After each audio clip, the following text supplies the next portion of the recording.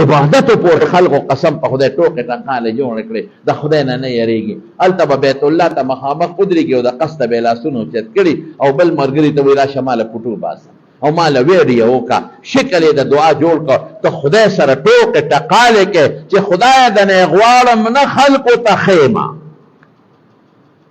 د خدای نه خو ته نه غواړي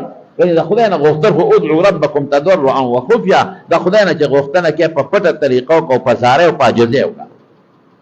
ځان ته دې مرګري له کیمره ورکړي را شماله تصویر وباسه او لاس یې د قصد اوچت کړي کیمرې ته ګوري بیت الله ته مخ کړی وي یا هغې ته شا کړي یا په مدینه منوره کې د حضور پاک د روضې مخکې ولاړې مبارکې مخکې او بل ته وي را شماله تصویر وباسه او لاس یې د قصد اوچت کړي خدای پورې ټوکې مه کوه لاس د قصد مه اوچته وه دوا ته چې یو چا نه غواړې نه د قصد لاس پورته کړي د هغه پورې خندا کولی نو د خدای نه غواړې نه لاس دې پورې که خدای پورې خندا کې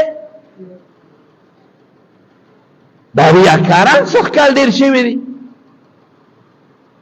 مدینه منوره کې د حضور پاک مبارک په مخ کې کیمرې رسي او په هغې تصویرونه وباسي مرګري د بور کې راشي زما تصویر وباسه زما په خدای قسم جومات کې ناست یم ګناه ده یاره وی دا خو مدینه شریفه ده دلته خو جیز دی مې حکم ده حرمت دلته راغلی دی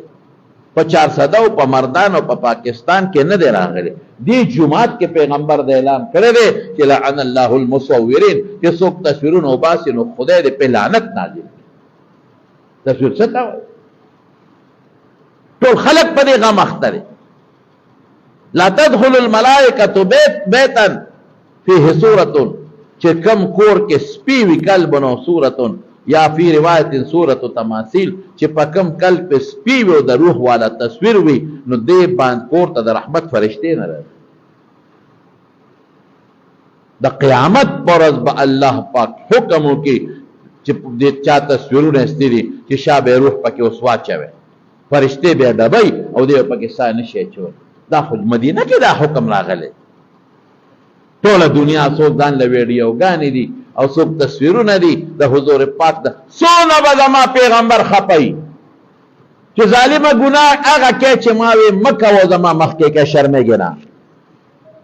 د خدای نه حیا نه درځي د پیغمبر نه هم تاله حیا نه درځي د ښکلي مبارک رسول نه هم ته حیا نه کې ته د پیغمبر نه نه شرمېږې چې د هغه په مخ کې د هغه دشمني کې د هغه په مخ کې د هغه خلاف کې د هغه په مخ کې ګناه کې هغه ګناه چې وي مه کوه دا څنګه حجونه شو زه خو د دې حاجیانو باندې حیران شوم چې دا څنګه حجونه شو په جومات کې به ناستې مسجد نبوي کې او ګپې شپې به شو